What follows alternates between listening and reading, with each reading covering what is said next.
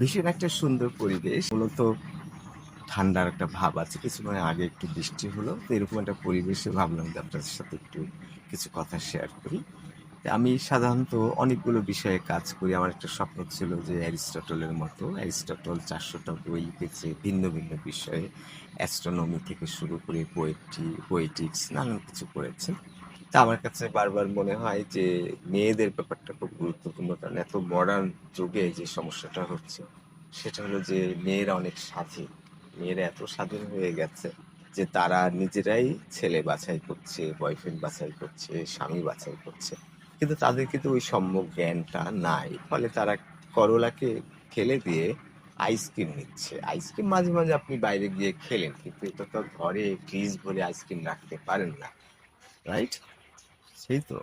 সেটা আপনি মাঝে, মাঝে বাইরে গিয়ে খেলেন। তাহলে আপনার স্বামী আইসক্রিম হওয়ার দরকার নাই। স্বামীর সাথে আপনি বাইরে গিয়ে একটু আইসক্রিম খেলেন। আপনার করলা স্বামী দরকার। তাহলে আপনার সুখ হবে, শান্তি হবে, ভালো থাকবেন।